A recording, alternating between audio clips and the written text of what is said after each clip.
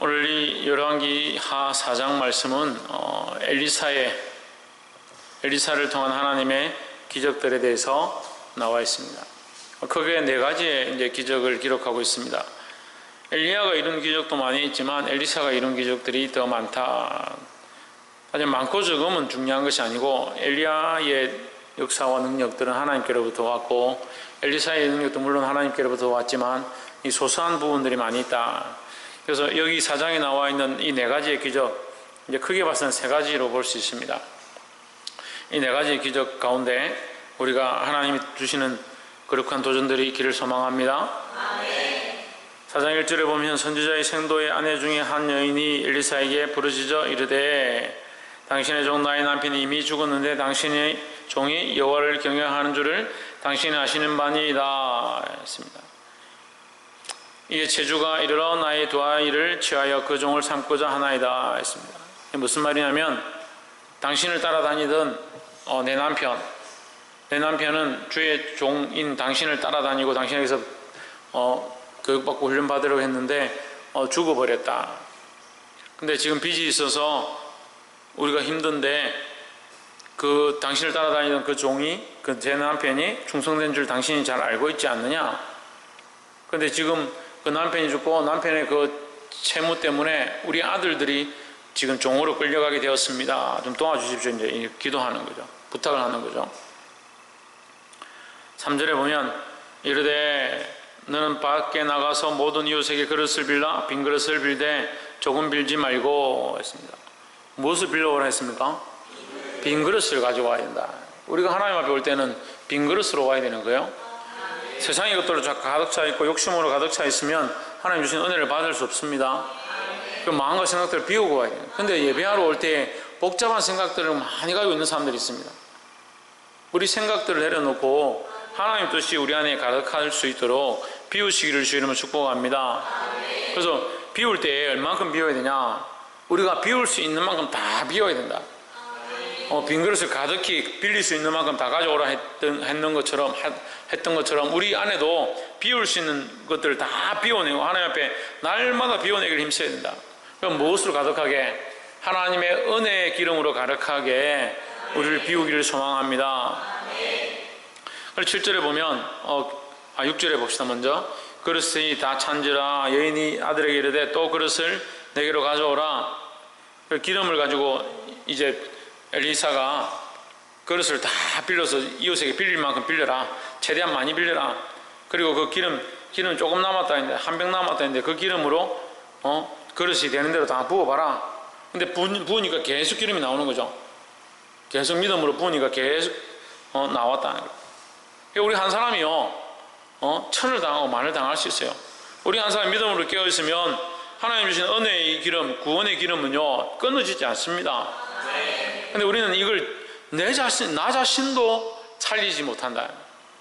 하나님 주신 이 구원의 소망, 하나님 나라의 확신을 나 자신도 살리지 못한다.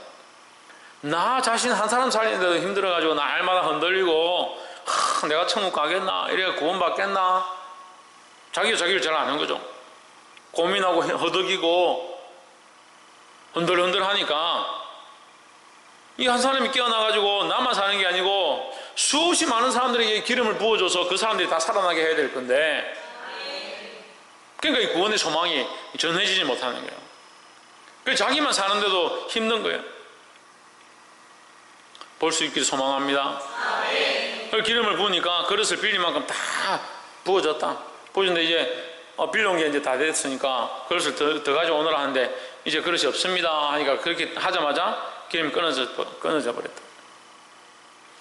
7절에 그 여인이 하나님의 사람에게 나아가서 고한데 저가 이르되 너는 가서 기름을 팔아 빚을 갚고 남은 것으로 너와 내 두 아들이 생활하라 하였더라 했습니다. 여러분 기름이 자기 집안에 그릇에 기름이 가득하게 되었으면 뭐 하면 됩니까? 기름 가서 팔면 되잖아요. 예? 기름은 우리는 이제 그냥 뭐 식용유나 이렇게 생각하지만 그렇지 않습니다.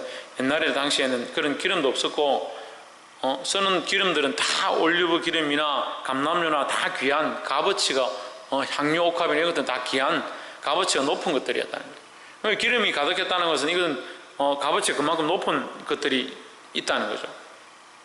우리 생각하기에는 기름이 생겼으니까 이거 가서 팔면 되죠. 우리 집안에 가득한 기름인데. 근데 이 여인은 어떻게 합니까? 확실히 믿음 있는 남편의 아내의 모습들을 드러내는 거예요. 그가 1절에서도 그 주의 종을 찾아온 것 자체가 뭐다? 믿음의 행위다라는 거예요. 자기 방법대로 자기 식으로 하지 않고 주의 종에 찾아와서 구하는 겁니다. 도와달라고 기도했다는 거예요. 그 7절에도 이 여인이 이 부유한 중에도 어떻게 합니까? 부유한 중에도 엘리사에게 찾아오는 거죠. 왜요? 하나님 주셨음을 기억하는 거죠. 그 응답되기 전에도 하나님의 도우심을 구했고 응답되고 난 뒤에도 하나님의 것임을 인정하고 하나님 앞에 나왔다라는 겁니다. 누가 주셨기 때문에? 하나님께서 주셨기 때문에. 그래서 우리는 항상 하나님 주신 것을 인정해야 된다. 하나님 주신 것을 알아야 된다라는 겁니다. 옆에서 한번 보시죠. 모든 것이 하나님께서 주신 것입니다. 모든 것을 하나님께서 주셨다는 사실을 기억하고 있어야 되는 거예요. 이걸 잊어버리면 망각해버리니까 어떻게 합니까? 구원도 내가 받은 것처럼 천국도 내가 가는 것처럼 착각하는 겁니다. 하나님께서 내게 구원을 주셨으면 이 구원의 기름을 어떻게 해야 된다고요? 많은 사람에게 나눠줄 수 있어야 된다는 거예요. 이게 고갈되어지고 내가 부어주면 없어질 줄 생각하지만 하나님 나라의 구원의 소망은 그렇지 않다라는 거예요. 그 하나님 나라의 이 구원은요, 부어주면 부어줄수록 전하면 전할수록 더 넘쳐나는 것이 하나님 나라의 원리다라는 거예요. 누가 주셨냐? 하나님 주셨다는 거예요. 여기 첫 번째 우리가 꼭 기억해야 될 것, 우리에게 주신 이 구원은 하나님께로부터 왔다라는 거예요. 구원은 하나님이 주신 것인 줄 믿습니다.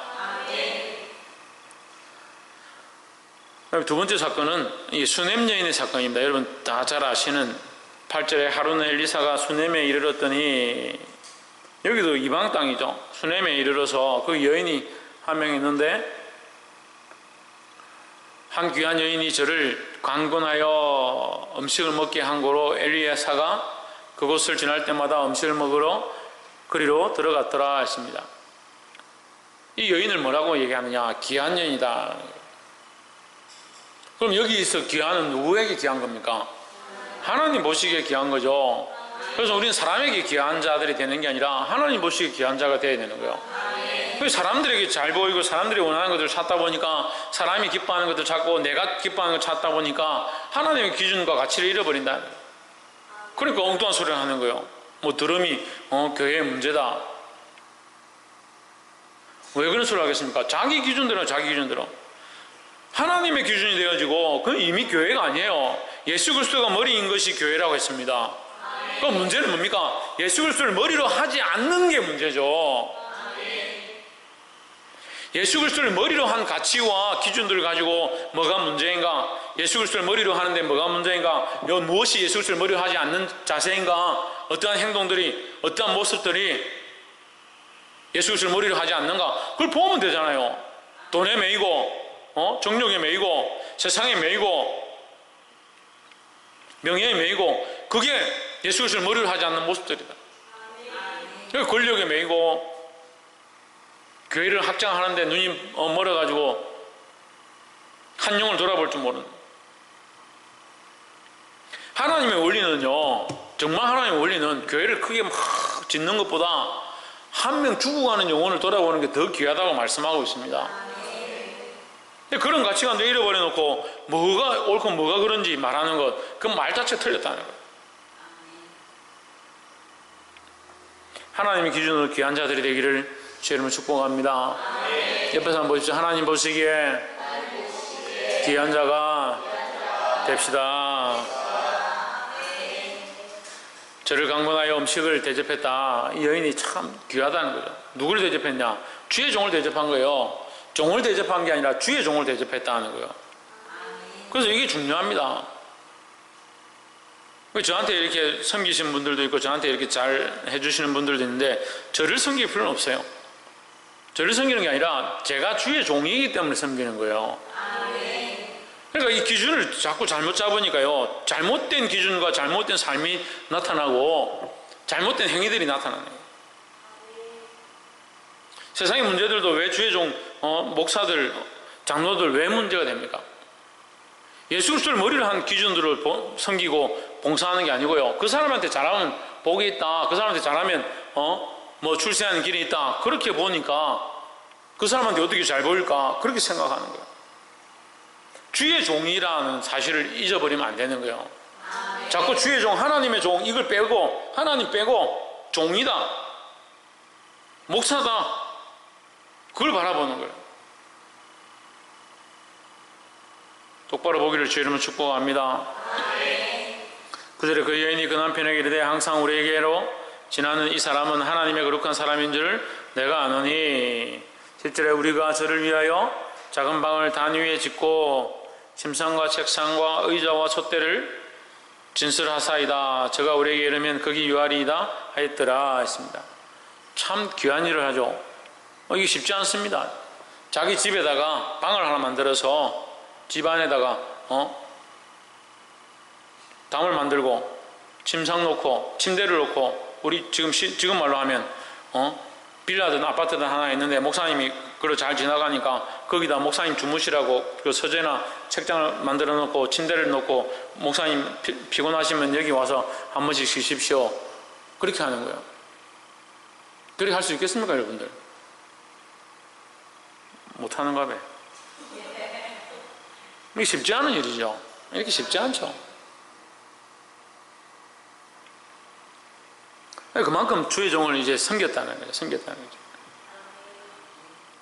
섬겼는데 이제 엘리사가 보니까 너무 귀하거든요. 자기를 섬기는 모습이 너무 귀하고, 주의 종이라고, 하나님의 종이라고 자기를 이렇게 귀하게 대접하는 자가 참 귀하니까, 그에게 내가 너에게 뭘 해주기 원하냐 그렇게 하니까 자기 필요 없다는 거죠. 아무것도 필요 없습니다. 16절에 엘리사가 이르되 돌이 되면 이듬해가 되면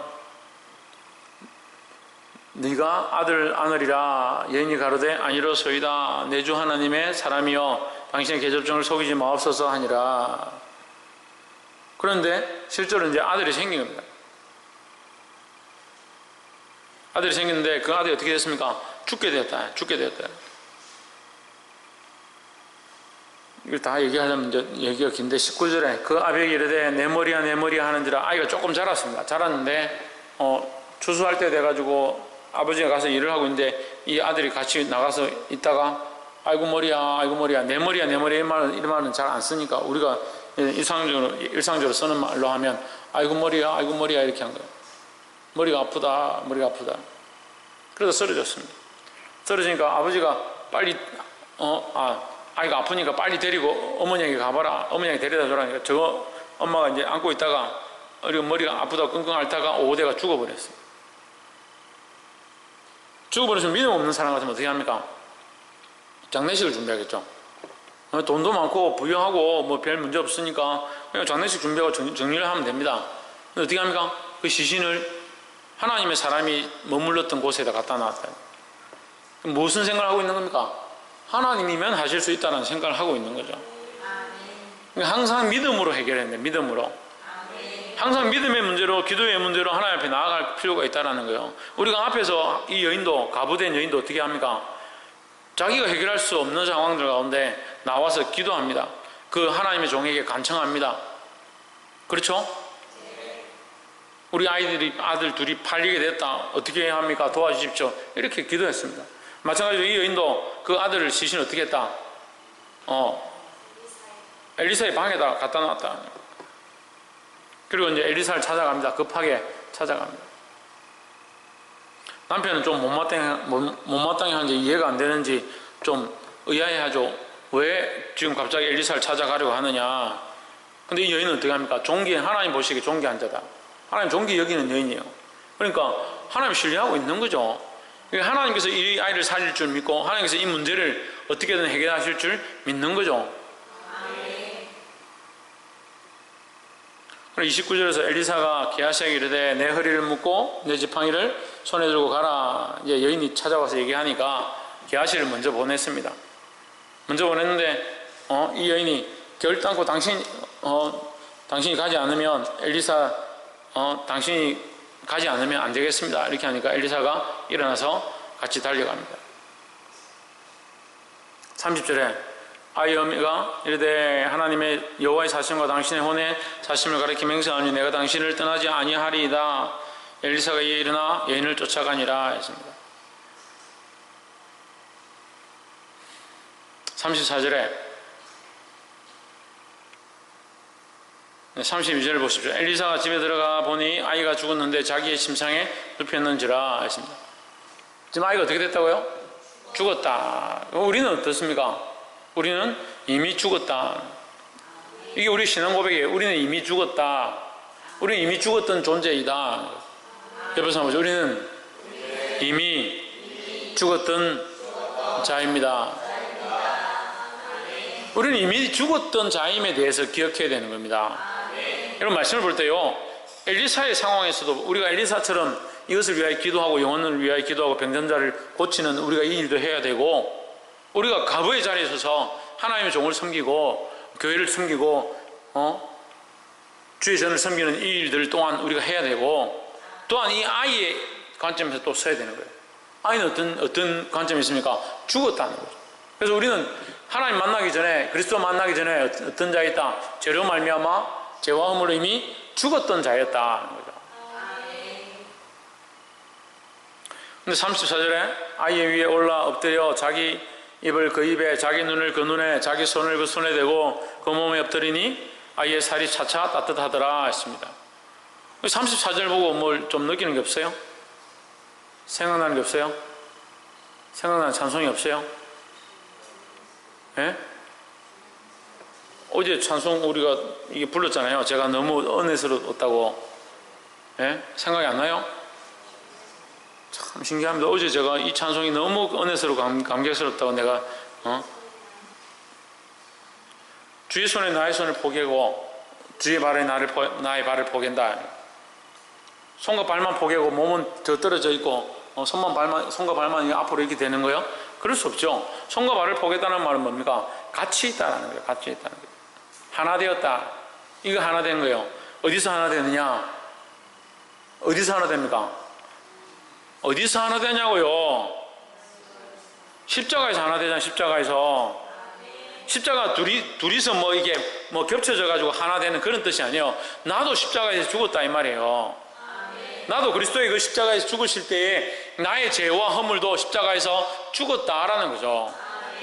이걸 자꾸 분리시키는 거예요. 자꾸 예수님과 분리시키고, 예수님의 그 부활하심에 나는 함께 부활할 것이다. 이거는 좋다 하고, 그래 나도 예수님과 함께 부활할 거지. 이건 좋다 하면서 예수님이 그 십자가에 나도 죽었다. 이거는 생각 안 하는 거예요. 주의 손에 나의 손을 포개고 주의 발에 나의 발을 포개는 것은 예수 그리스도와 함께 십자가에서 내가 죽었다라는 거죠. 뭐가 죽었다? 죄와 허물의 모습들이 죽었다라는 거예요. 근데 여기서 엘리사가 어떻게 하느냐? 그 아이 위에 엎드렸다. 그 아이 위에 엎드렸다. 이 입을 맞대고 손을 맞대고 발을 맞대는 이 모습은 자기의 철저한 희생을 얘기하는 겁니다. 자기의 철저한 희생을 얘기하는 거죠. 예수님이 십자가에서 자기를 죽게 하심으로, 자기를 내어주심으로 우리가 그 십자가에서 우리 죄와 허물이 죽음으로 말미암아 우리는 또한 그 십자가에서 우리가 삶을 얻었다라는 거죠. 그래서 이 합쳐진, 이 포개진 이 모습들은요, 그 아이 위에 엎드린 이 모습은 한편으로는 그 아이를 살리는 모습이기도 하지만 한편으로는 자기를 희생하고 죽이는 모습이 되어지는 거예요. 그래서 우리는 이것을 두 가지 다 가지고 있어야 됩니다. 그리스도의 십자가 위에 내 죄와 허물이 십자가에 못 박힌 바 되어 주님과 함께 죽은 바 되었다는 사실과 그 십자가의 죽음으로 말미암아 우리가 또한 살아심을 입었다는 사실을 같이 가지고 있어야 된다는 거예요. 그래서 이 34절과 35절에 엘리사가 내려서 집안에 한번 이리저리 다니고 다시 아이 위에 올라 엎드리니 아이가 7번 재채기하고 눈을 떴는지라. 이 34절 35절은 그리스도가 우리를 위하여 구원의 사역들을 하는 모습을 말씀하고 있다는 거예요. 이 그리스도의 표상이나 오실 그리스도의 이 메시아의 표상이 여기 기록되어 있다는 거예요. 어떻게 해야 되냐? 우리도 또한 이렇게 삶을 살아야 되는 겁니다. 어렵고 힘들어도 많은 사람들의 아픔과 고통을 함께 짊어지고 끝까지 죽을 각오를 하고 그들과 함께 싸워야 하고 또한 반대로 내가 구원받았고 하나님의 은혜로 구원받았음을 알고 그 사람들 또한 구원에 이르도록 해야 된다라는 거예요. 그래서 떨어지지 않는 기름은 무슨 뜻이라고 했습니까? 떨어지지 않는 기름은 구원의 은혜는 떨어지지 않는다라는 거예요. 우리가 이 병을 들고 물을 따르면 이 물이 언젠가 이 컵에서 다 떨어집니다. 하지만 구원은 뭡니까? 하나님의 공급하심이기 때문에 끊어지지 않습니다. 그러니까 엘리사가 엘리사의 능력을 한 것이 아니라 하나님의 공급하심으로 한 것이다 라는 거예요. 우리가 이 십자가에 위해서 이 아이처럼 함께 죽은 바 되어지고 또한 이 아이처럼 함께 살린 바 되는 자들이 되기를 주의 이름으로 축복합니다. 마지막으로 이 두 가지 기적을 같이 기록하고 있는데 이것은 하나로 볼 수가 있습니다. 소태 하나는 39절에 보면 이 독초를 넣어가지고 이 선지자 생도들이 먹을 때에 죽을 수밖에 없는 그런 상황이었다. 근데 가뭄이 심했다는 거죠. 이 시대에도 가뭄이 심해서 먹을 게 없었다. 굉장히 가난한 상황이었다라고 생각하시면 됩니다. 가난한 상황이었고 먹을 게 없어서 굉장히 배고픈 시대였다. 그러면 지금 이 말씀들은 뭐냐? 하나님의 은혜로 공급함을 입었다는 거예요. 사실 이 역사들은 배경을 보면 기적이 일어나고 있고 가부의 집에 기름을 주시고 수냄 여인에게 아들을 주시고 죽은 자를 살리시고 이 독초가 있는 이 국을 해독하는 그런 역사가 일어나고 또 보리떡을 나눠줬는데 100명이 먹게 되는, 몇 명 먹을 수 없는 보리떡을 나눠주니까 100명이 먹게 되는 그런 역사가 일어나는 이 역사에 대해서, 기적에 대해서 얘기하고 있지만 사실은 이 배경에는 가난이라는 게 있습니다. 가난이라는 게. 시대적인 배경은 가난이에요. 굉장히 가난하고 빈곤한 중에 가물었다. 살기 힘들었다라는 거죠. 근데 누가 살기 힘드냐? 엘리사가 살기 힘든 거예요. 엘리사가. 여러분 그거 알아야 돼요. 엘리사가 살기 힘들어요. 엘리사의 생도들이 살기 힘들어요. 우리가 보기에는 엘리사가 기적을 행하고 놀라운 역사를 이루니까 엘리사는 굉장히 잘 먹고 부유하게 편안하게 살았을 것이다. 그걸 얘기하고 있지 않습니다. 엘리사 그도 힘들었다. 하지만 엘리사는 먹고 사는 것과 기름에 연연하지 않았다는 거죠. 오히려 무슨 기적을 이루냐? 다른 사람들을 살리는데 그 가부에 기름 떨어져 있는 것을 기름을 공급하는 데 일하고 수냄 여인으로부터 대접을 받고, 배가 부르고 먹고 살기 편한데 무슨 대접을 받아요? 먹을 데가 없고 쉴 데가 없으니까 그 여인으로부터 공급을 받은 거죠.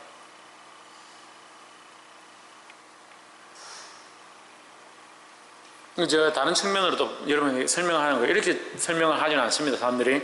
근데 전체적인 맥락들이, 이 사장에 있는 전체적인 맥락들이 엘리사가 가난하고 힘든 가운데 하나님께서 그를 공개하셨다. 이걸 또 볼 수 있는 거예요. 그래서 38절부터 나와 있는 39절의 이 말씀 또한 그들이 가난하고 먹을 게 없고 배고프니까 선지자 생도들이 모여가지고 살기 편하면 여자들이 와서 음식을 차리고 대접을 하고 뭐 이렇게 해야 되는데, 자기들끼리 모여가지고 생도들이 먹을 게 없으니까 들에 나가서 풀을 베가지고 호박 같은 걸 들고 왔는데 그걸 집어넣었더니 이 독초인지도 모르고 그걸 먹다가 죽을 뻔하고. 왜 그렇게 하고 있겠냐고요. 이 사람들이 부유하면 지금 소를 잡고 양을 잡고 그렇게 해야 되지 않습니까?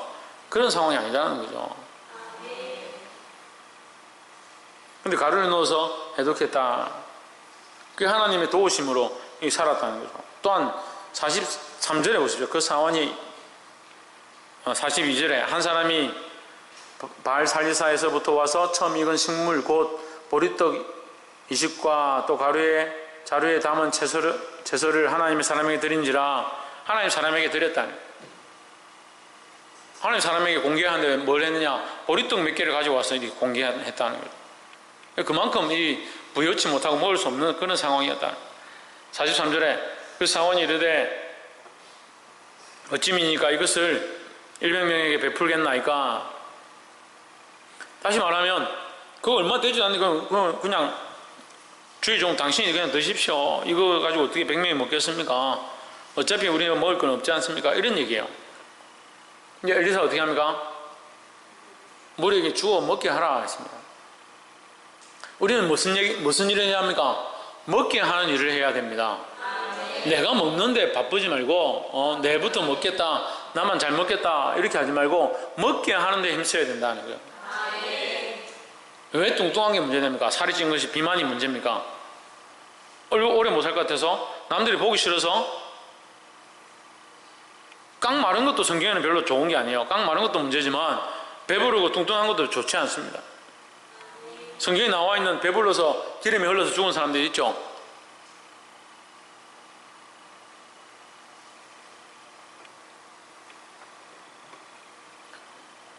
왜 좋지 않습니까? 자기를 위해 먹는 것, 자기를 위해 챙겨 잘 살려고 하는 것, 그것이 중요한 게 아니다. 우리는 어떻게 하냐? 먹게 하는 일을 해야 돼요. 먹게 하는 일을. 먹는 일보다 먹게 하는 일을 힘써야 되는 거예요. 엘리사가 100명에게 베풀겠나이까 하나 엘리사는 우리에게 무리에게 주어 먹게 하라. 여호와의 말씀이 무리가 먹고 남으리라 하셨느니라 했습니다. 이게 구약의 오병이어입니다. 이 말씀은 지금 열왕기상 40장에 나와 4장 42절에 나와 있는 이 말씀을 뭐라고 하냐? 구약의 오병이어다 이렇게 합니다. 보리떡을 나눠줬는데 몇 명 먹을 수 없는데 100명이 다 먹고도 남았다. 마지막 44절 저가 드디어 무리 앞에 베풀었더니 여호와의 말씀과 같이 다 먹고 남았더라. 지금 다 먹고 남는 거예요. 구원은요 하나님께로부터 오죠.